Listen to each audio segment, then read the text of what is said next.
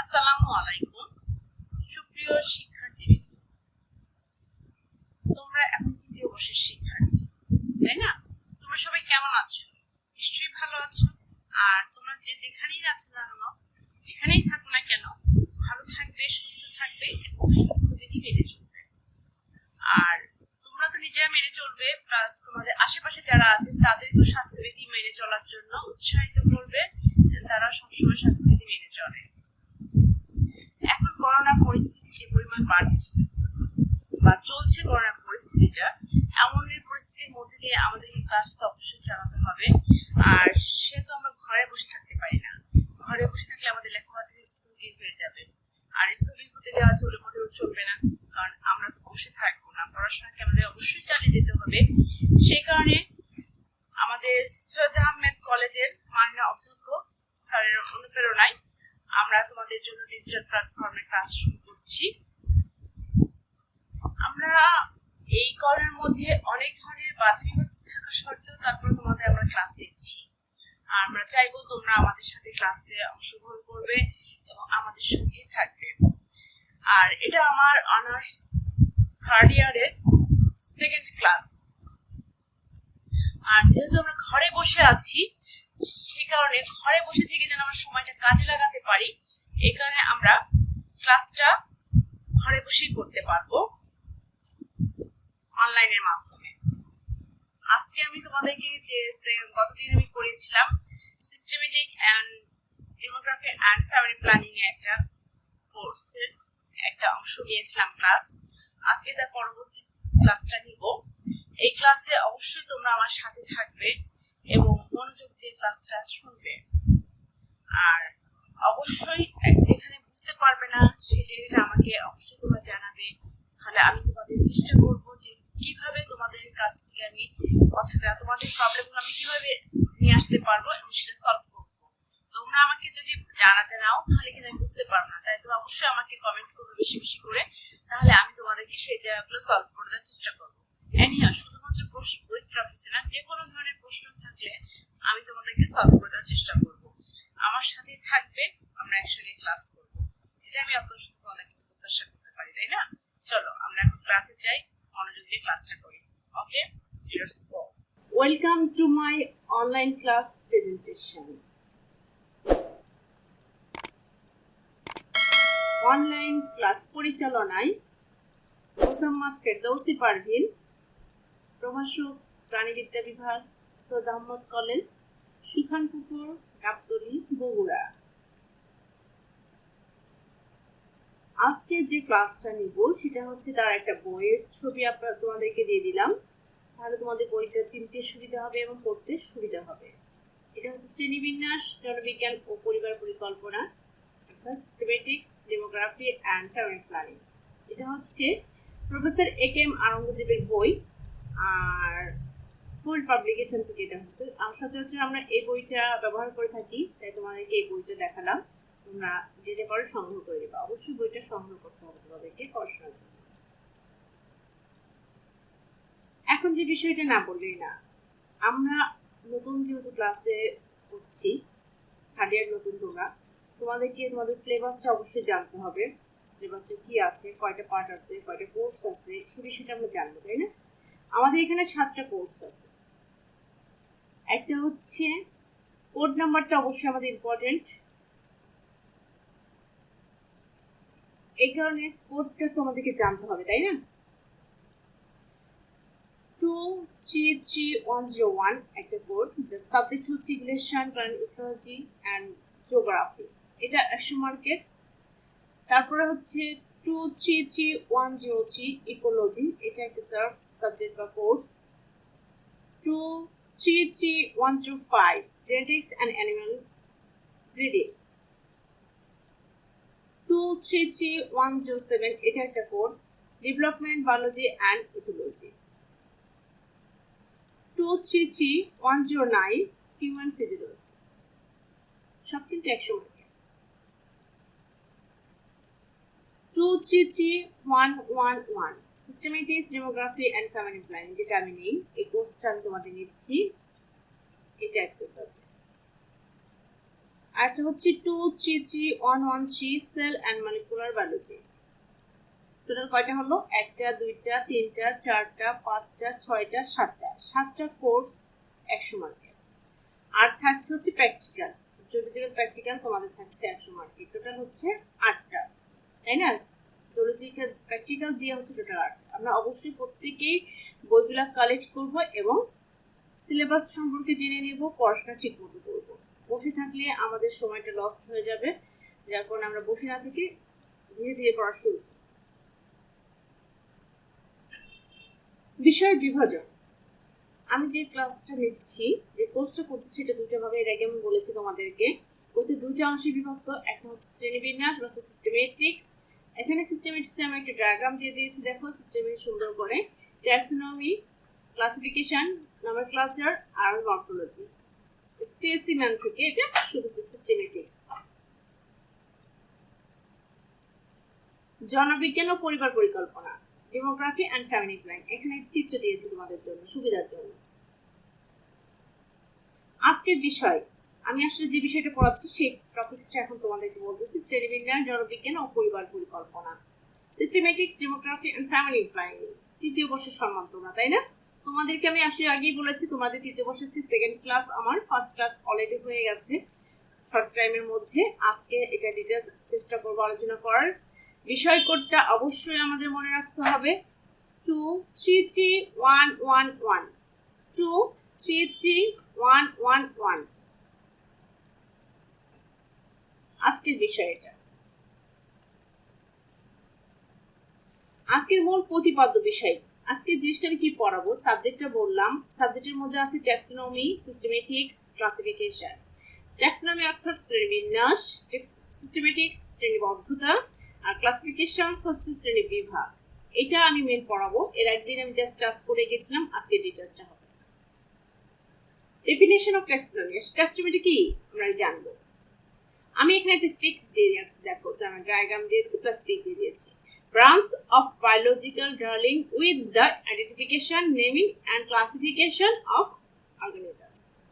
অর্থাৎ এই জিনিসটা এখান থেকে আসছে, ট্যাক্সিস ও নোমাস এই দুটি শব্দ গ্রিক শব্দ। ট্যাক্সিস অর্থ অ্যারেঞ্জমেন্ট বা সজ্জিতকরণ বা বিন্যাস, আর নোমাস হচ্ছে ল বা আইন বা নিয়ম, মিলেই হচ্ছে ট্যাক্সোনমি শব্দের উদ্ভব হয়েছে। এটা আসলে কোন বিজ্ঞানী করেছে? ফ্রান্সের উদ্ভিদ বিজ্ঞানী এপিডি ক্যান্ডেলে 1813 প্রথম ট্যাক্সোনমি শব্দটি ব্যবহার করেন। এটা আমি আগেও বলেছিলাম, তাই আমি জাস্ট একবার করে নক করে যাচ্ছি। জীববিজ্ঞানে যে শাখায় জীবের শ্রেণীবিন্যাসের ভিত্তি, উদ্দেশ্য ও নিয়ম কানুন নিয়ে আলোচনা, পর্যালোচনা ও গবেষণা করা হয়। আবার বিভিন্ন বিজ্ঞানী বিভিন্ন সময় ট্যাক্সোনমিকে বিভিন্নভাবে সংজ্ঞায়িত করছে বা বিভিন্নভাবে সংজ্ঞা দিয়েছে। বিজ্ঞানী এপিডেল ক্যান্ডেলের মতে জীবের শ্রেণীবিন্যাস বা জীবের বিন্যাস পরিকল্পনা, নিয়ম নীতি, পদ্ধতি পর্যালোচনা, যেটা মানে জীবকে নিয়ে সব পরিকল্পনা করেছে, নিয়ম করেছে, নীতি করেছে, আর হচ্ছে পদ্ধতি পর্যালোচনা করেই হলো ট্যাক্সোনমি। এটা হচ্ছে ক্যান্ডেলের মতে। আর সিমসনের মতে হচ্ছে সিমসন 1961 অর্থাৎ 1961 এর মতে শ্রেণী বিভাগের ভিত্তি, নীতি, নিয়ম ও পদ্ধতি। দেখো সব জায়গায় কিন্তু নিয়ম নীতি আছে, প্রত্যেকেই সিমিলারিটি কিছুটা আছে এর মধ্যে। তাত্ত্বিক আলোচনাই হলো শ্রেণী বিভাগ, ওখানে হচ্ছে পর্যালোচনা, এখানে হচ্ছে আলোচনা। মানে এক একজন বিজ্ঞানী এক এক ভাবে বলেন, তাদের কিছুটা মিল থাকে। অর্থাৎ সিম্পন বলেছেন শ্রেণীবিভাগের ভিত্তি, নীতি, নিয়ম ও পদ্ধতি সহ তাত্ত্বিক আলোচনাই হলো শ্রেণী বিন্যাস। Taxonomy is the theoretical study of classification including its basis, principles and source. তাই না? আবার বিজ্ঞানী মেয়ারের মতে 1969 এর মধ্যে যেটা বলেছে শ্রেণী বিভাগের তত্ত্ব চর্চা, মানে এটি মেইন যে থিম সেটাই চর্চা হচ্ছে শ্রেণীবিন্যাস। অর্থাৎ taxonomy is the theory and practice of classification. বর্তমানে কি এটাই সবচেয়ে গ্রহণযোগ্য। এরপরে হয়তো বা বের হয়েছে, যেটা আমার জানা নেই, অনেক বইতে হয়তো বের হতে পারে, তোমরা যদি পারো সেটা অ্যাড করে নিতে পারো। এখন আছে ডেফিনিশন অফ সিস্টেমেটিক্স। আমার অলরেডি কিন্তু হয়ে গেল হচ্ছে ট্যাক্সোনমি, এখন সিস্টেমেটিকটা কিছুটা আমরা জেনে নিই, তাই না? সিস্টেমেটিকটা কি এর আগে আমি বলেছি, গ্রিক ভাষায় সিস্টেমা শব্দের ল্যাটিন রূপান্তর হলো সিস্টেমেটিক্স শব্দটি। সিস্টেমা শব্দের ল্যাটিন হচ্ছে, এটা ল্যাটিন শব্দের রূপান্তর হচ্ছে সিস্টেমেটিক্স। প্রথম দিকে প্রকৃতি বিজ্ঞানীরা বিশেষত লিনিয়াস 1735 সিস্টেমেটিক্স শব্দটি শ্রেণীর প্রথম অর্থে ব্যবহার করেন, পদ্ধতি অর্থে ব্যবহার করেছে। এটাকে দেখো taxonomy, description, classification, arrangement, molecular naming, morphology হচ্ছে terminology of parts, specimen. Specimen থেকে এই চারটা জিনিস বের হয়েছে সিস্টেমেটিক্স, যেটা এই সিস্টেমেটিক্স হচ্ছে স্পেসিমেন মেন, তারপরে এখান থেকে চারটা ভার্সন আমরা বের করে এই ক্লাসিফিকেশনগুলো করে এসেছি। সিমসন 1961 একই বিজ্ঞানী দেখে এটাতেও সংজ্ঞায়িত করেছে। অনুসৃত আধুনিক সংজ্ঞা অনুসারে জীবজগতের প্রকারভেদ, বৈচিত্র্য ও সম্পর্কের বৈজ্ঞানিক পর্যালোচনাই হলো সিস্টেমেটিক্স বা শ্রেণীবদ্ধতা। এখানে একটা জিনিস আমি তোমাদের বাংলা লিখলেও হবে, সমস্যা নেই, ইংলিশটা যারা পারবে তারা অ্যাড করবে। Systematics is the scientific study of any and all relationships among them, অথবা সহজভাবে বলা যায় সিস্টেমেটিক্স হলো জীবের বৈচিত্র্য বিজ্ঞান বা systematics is the science of diversity of organism. তাই না?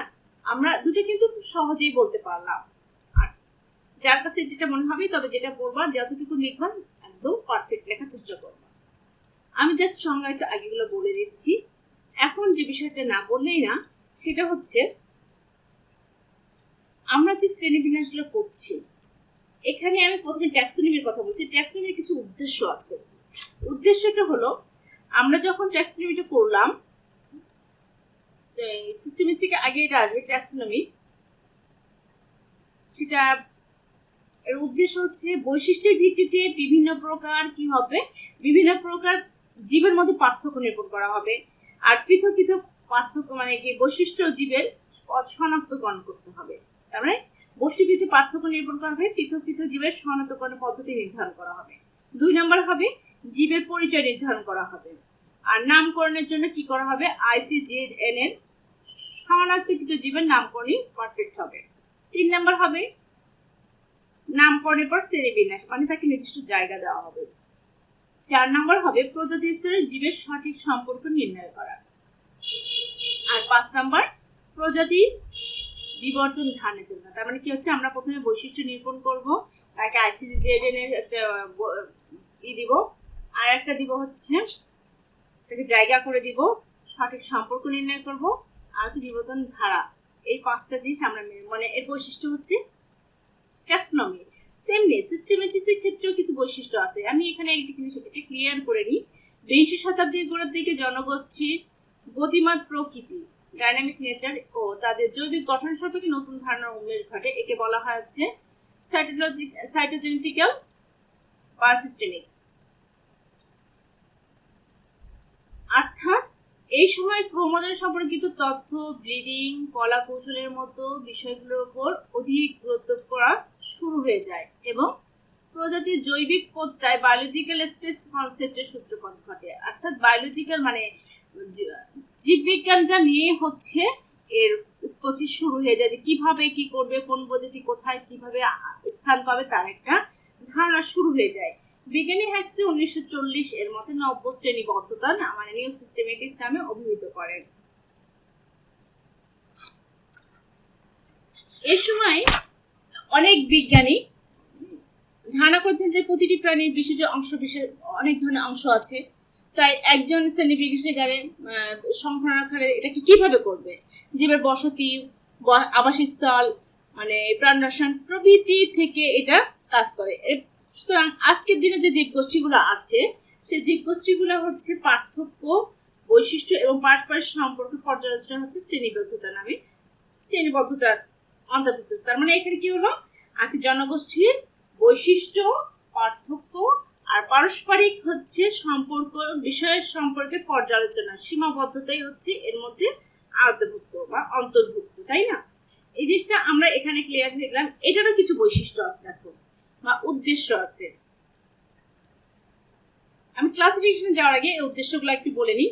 এক্ষেত্রে হচ্ছে তুলনামূলক পর্যালোচনা, মাধ্যমে প্রতিটি প্রজাতির এখানে বৈশিষ্ট্য নিরূপণ করা হয়েছে, সাদৃশ্য বৈসাদৃশ্য মানে বৈশিষ্ট্যগুলো তুলে ধরার চেষ্টা করছে বা খুঁজে ধরার চেষ্টা করছে। 3 নম্বর হচ্ছে প্রজাতির বৈশিষ্ট্য বর্ণনা ছাড়া কিভাবে উদ্ভব হয়েছে সেই জিনিসটা ধারণা করছে। বৈশিষ্ট্য বা উদ্দেশ্যটা সবাইকে জানতে হবে, তাই না? আমরা জানলাম ট্যাক্সোনমির উদ্দেশ্য, জানলাম সিস্টেমেটিক্সের উদ্দেশ্য। এখন জানবো ক্লাসিফিকেশন। আমি গতদিনে ক্লাসিফিকেশনটা টাচ করতে পারছিলাম না, আজকে এটা নতুন আসছে শব্দটা। এটা একটা ইংলিশ শব্দ বা ইংরেজি শব্দ, ডেফিনিশন অফ ক্লাসিফিকেশন, যেটা ক্লাসিফিকেশন এর বাংলা প্রতিশব্দ হচ্ছে শ্রেণী বিভাগ। অর্থাৎ ক্লাসিফিকেশন বা শ্রেণী বিভাগটা কি সেটা আমাদেরকে জানতে হবে, সেটা কোথা থেকে উদ্ভব হয়েছে সেই জিনিসটাও আমরা জানবো। ইংরেজি শব্দ ক্লাসিফিকেশন, এর বাংলা প্রতিশব্দ হচ্ছে শ্রেণী বিভাগ। ল্যাটিন শব্দ ক্লাসিস থেকে এর উদ্ভব, যার অর্থ দলভুক্তকরণ, অর্থাৎ একই দলে সম্পৃক্ত করা বা যোগ করা। পারস্পরিক সম্পর্কে ভিত্তিতে প্রাণী জগৎকে বিভিন্ন দল ও গোষ্ঠীতে শ্রেণীবদ্ধ করা স্বাভাবিক নিয়মকে কি বলা হয়? শ্রেণী বিভাগ বলা হয়। আমরা তাহলে বুঝতে পারলাম কি পরস্পরের সাথে বিভিন্ন দল এবং গোষ্ঠীকে শ্রেণীবদ্ধ করে স্বাভাবিক নিয়মকে শ্রেণীবিভাগ করা হয়েছে। কয়েকজনকে মিলে একভাবে একজনকে স্তর বা স্থায়ী এটা আমরা স্থান দিয়ে শ্রেণীবিভাগ করেছি।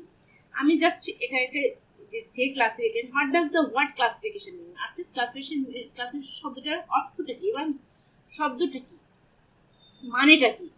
Classification means হচ্ছে the act of grouping living things by using a set of rules and similarities. ঠিক আছে? Classification means the act of grouping living things by using a set of rules and similarities. আমরা বুঝতে পারলাম। এখন দেখো the science বলছে the science of classification is called taxonomy. আমরা কিন্তু আগেই বলেছি ট্যাক্সোনমিটা হচ্ছে শ্রেণীবিন্যাস আর এটা শ্রেণীবিভাগ, মিল কিন্তু প্রত্যেকটাতেই আছে আমাদের। তাই আমরা বলবো the science of classification is called taxonomy. Science বলছে শ্রেণীবিভাগ হচ্ছে শ্রেণীবিন্যাস। Taxonomy is the field of biology that study how living things are classified. ওকে, আমরা এই জিনিসটা অবশ্যই উল্লেখ করার চেষ্টা করবো। চলে যাচ্ছি নেক্সট পেজে। বিজ্ঞানের সেন্সর 1961 এর মতে বলেন শ্রেণীবিভাগ হচ্ছে প্রাণীদের আত্মীয়তা বা ধারাবাহিকতা বা মিল বা উভয়ের ভিত্তিতে দল বা প্রস্থ বিন্যাস করা। ঠিক আছে, আমরা বুঝতে পারলাম তাহলে এটা কি পারস্পরিক একজনের সঙ্গে একজনের মিল আছে কি, উভয়ের মধ্যে কি দুই দলকে একত্রিত কিভাবে করা সেটা। অর্থাৎ zoological classification is the ordering of animals into groups or set on the ordering of animals into groups or set on the basis of their relationships, that is of association by contiguity, similarity or both. আমরা যদি এটা নাও দিতে পারি, শুধু বাংলাটা দিতে পারবো, যারা ভালো বুঝতে পারবে লিখতে পারবে তারা অবশ্যই এটা দিবে। আমার মনে হয় অবশ্যই ভারী। আমরা যখন কোনো কিছু লিখবো তখন ভালোটাই দেওয়ার চেষ্টা করব। এখন আমি এই ক্লাসিফিকেশনের কিছু আছে উদ্দেশ্য। আমরা যখন ক্লাসিফিকেশন করি তখন সাদৃশ্য বৈসাদৃশ্য দুটো আমরা লিখি, তাই না? দুটাতেই আমরা আলোচনা করে দেখবো প্রজেক্টটা কেমন, এটা একটা দেখবো। 2, প্রজাতির আবিষ্কার সঠিক জায়গা মানে অন্তর্ভুক্ত হয়েছে কিনা সেটা দেখতে হবে। প্রজাতির ঘটনা উদ্ঘাটন করা হয়েছে কিনা সেটা দেখতে হবে। আর প্রাণীটা কোথায়, কখন, কবে, কিভাবে হয়েছে সেই জিনিসটা আমরা জেনে নিব এই ক্লাসিফিকেশনের মাধ্যমে। আমরা জাস্ট উদ্দেশ্যগুলো শর্টকাট তোমাদেরকে জানালাম। আর আসলে ক্লাসিফিকেশনটা হয়েছে এক সাধারণ সম্পর্কের সূত্রে আবদ্ধ।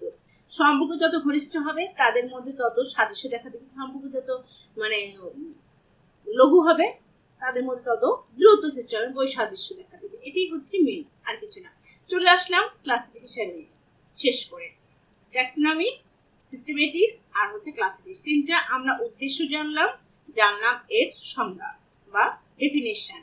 এখন আমি এই তিনটাকে একসঙ্গে কিভাবে পার্থক্য করা যায় সেই চিত্রটা তুলে ধরছি তোমাদেরকে একটা ছকের মাধ্যমে। দেখো, প্রথমে দেখো আমি প্রথম যে জিনিসটা বলেছি প্রত্যেকটাতে একই জিনিস, আমি সংজ্ঞা যেটাকে বলা হয় সেই জিনিসটা দেখো। জীবের শ্রেণী বিভাগের ভিত্তি, মূলনীতি, নিয়ম কানুন, পদ্ধতি এবং নামকরণের নিয়মাবলী সংক্রান্ত পর্যালোচনাকে শ্রেণীবিন্যাস বলে। আমি এটাকে ডেফিনেশন বলেছি।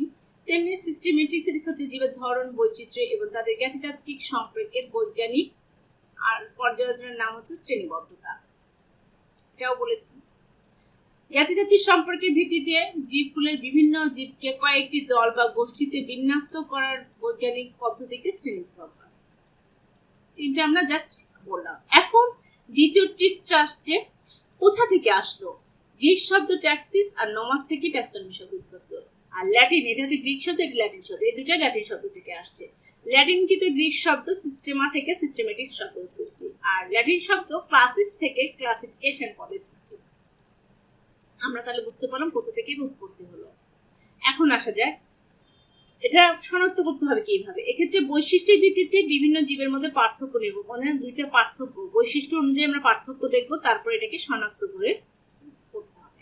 একই জিনিস এটার ক্ষেত্রেও আমরা আলোচনা করব এবং প্রজাতির স্বতন্ত্র বৈশিষ্ট্যকে নিরূপণ করব। ওই নির্দিষ্ট বৈশিষ্ট্য দেখে আমরা এটা চিনতে পারবো এটা সিস্টেমেটিক্স এর। আর এক্ষেত্রে সাদৃশ্য বৈসাদৃশ্য আমি ফার্স্টে বলেছিলাম কিভাবে সঠিক প্রজাতিভুক্ত করা হয়, সেটা আমি উদ্দেশ্যগুলোই পার্থক্যের মধ্যে তুলে ধরা।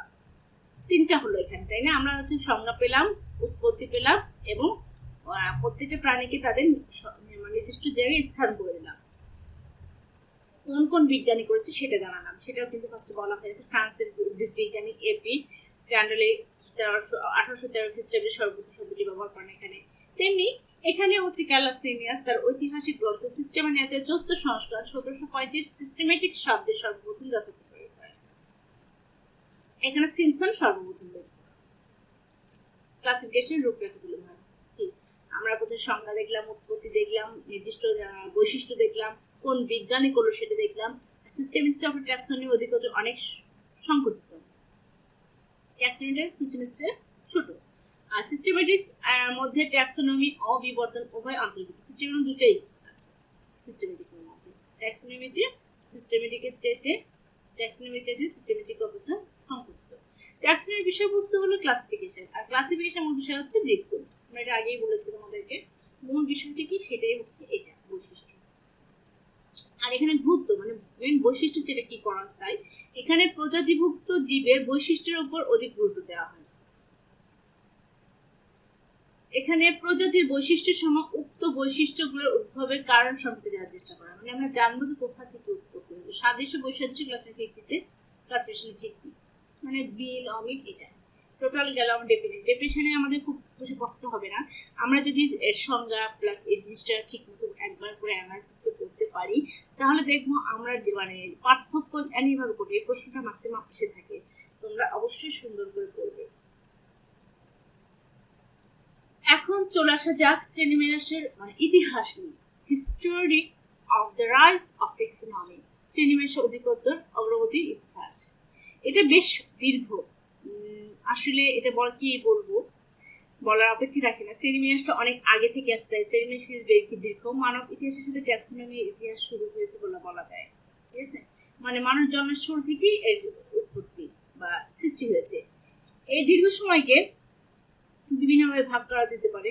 এই ব্যাপারে সিম্পসন 1961 আলোচনা করেছেন।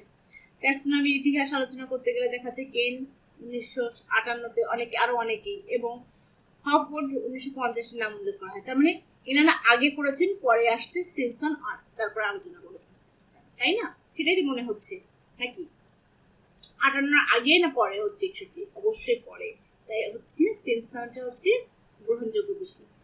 এখন পর্যন্ত তথ্য ও জ্ঞানের রেখে ট্যাক্সোনমি ইতিহাসকে সাধারণ পর্যায়ে বা যুগে বিভক্ত করা হয়েছে। মানে এখন পর্যন্ত যতগুলো পাওয়া গেছে ট্যাক্সোনমি তাদেরকে যুগে বিভক্ত করা হয়ে থাকে। এই যে কিছুক্ষণ আগে বললাম ট্যাক্সোনমি, হফওয়ার্ড, ক্যারিয়ার যারা এইটা করেছে, এসব বিভিন্ন সময় বিভিন্ন জাতের প্রাণীদের শ্রেণীবিন্যাস প্রাধান্য পেয়েছে। এই পথ পরিক্রমা শ্রেণীবিন্যাসের অনেক আধুনিক রূপ কয়েকটি যুগ পেরিয়ে অনেকটা যুগ পেরিয়ে বর্তমান সময় চলে আসছে। আলোচনার সুবিধার্থে অ্যারিস্টটল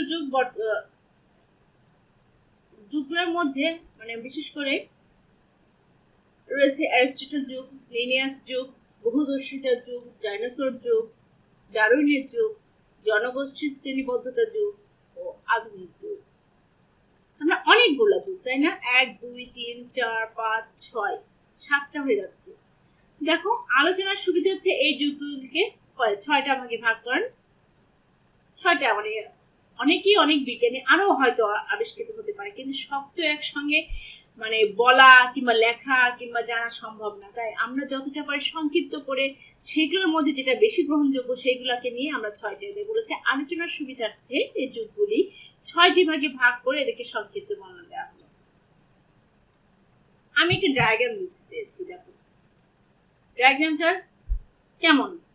ক্রিয়েটিভ, সৃষ্টি, ইভলিউশন, ইভুলেট মানে হচ্ছে উৎপত্তি, অ্যানালাইসিস বিশ্লেষণ, অ্যাপ্লাই মানে প্রয়োগ করো, আন্ডারস্ট্যান্ডিং বুঝবা, তারপর রিমেম্বার মনে রাখবা। কোনো জিনিস সৃষ্টি হবে, তারপর কোথা থেকে সেটা উৎপত্তি হলো, এটা নিয়ে কি গবেষণা হবে, এটা কোথায় আমরা সেট করব, কিভাবে আমরা বুঝবো আর কিভাবে মনে রাখবো। জানি না তোমাদের সুবিধা হবে কিনা, আমি চেষ্টা করছি তোমাদের সুবিধার্থে তোমরা অবশ্যই এটাকে টেকনিকটা ইউজ করবে। Periods of the rise of taxonomy, এই যে আমরা 6টা ভাগে ভাগ করলাম, এই ভাগগুলো দেখো কি। প্রথম যুগ বা ফার্স্ট পিরিয়ড স্থানীয় প্রাণীকুলের ভূমিকা, স্টাডি অফ লোকাল ফরাস, এটা একটা যুগ। এই সময় হচ্ছে এটা অনেক মানুষের ইতিহাসের মাসে অতি পুরাতন, ঠিক আছে, সবচাইতে হচ্ছে পুরাতন এটা। আমরা আদিম মানুষ থেকে শুরু করে বর্তমানে পরিস্থিতি পর্যন্ত আসছে। আমি ফার্স্ট এটা আদিম মানুষ শুরু করেছি। দ্বিতীয় যুগ বা সেকেন্ড পিরিয়ড লিনিয়াস ও তার সমসাময়িক বিজ্ঞানীদের চিন্তা ভাবনা, thinking of Linnaeus and his contemporary scientist, ঠিক আছে।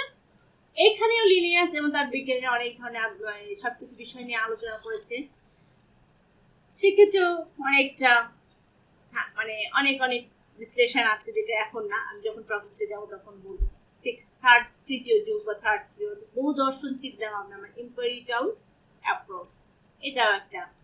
এখানেও হচ্ছে কি বলবো, সিস্টেম অফ নেচারের ইতিহাসটা বলা হচ্ছে, কিভাবে করলো ল্যামার্ক, কুভিয়ে, অরিজিন অফ স্পেসিমেন, এই জিনিসটা এখানে আলোচনা করা হবে। ফোর্থ যুগ বা চতুর্থ যুগ, ফোর্থ পিরিয়ড, যেটা জৈব বিবর্তনের স্বীকৃতি, acceptance of organic evolutions।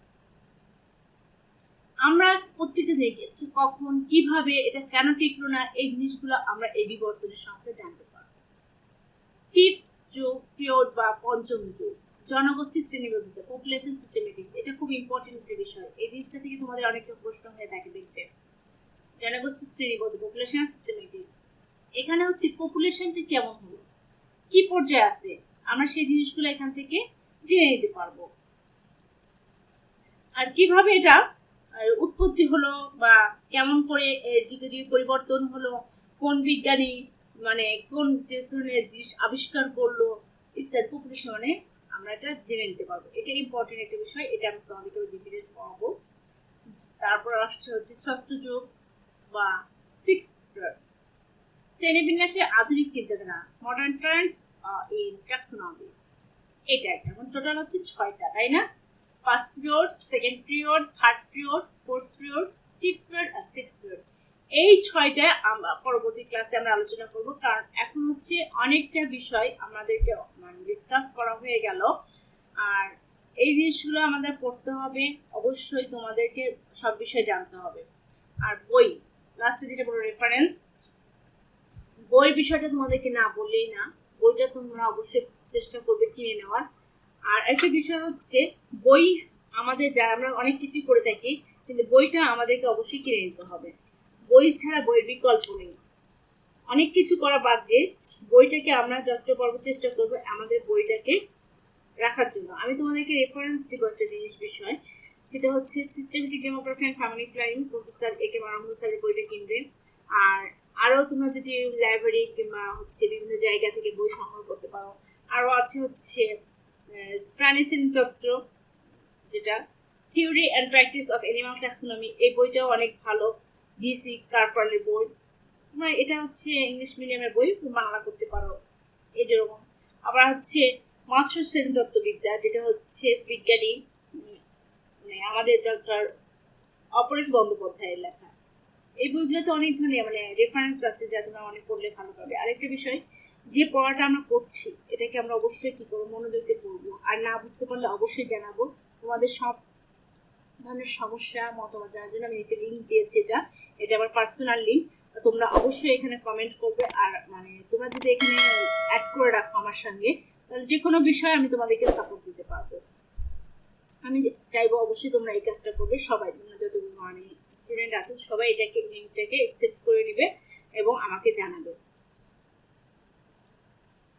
Thank you very much. তোমরা সবাই ভালো থাকবে, সুস্থ থাকবে এবং নিয়মিত পড়াশোনা করবে। আল্লাহ হাফিজ।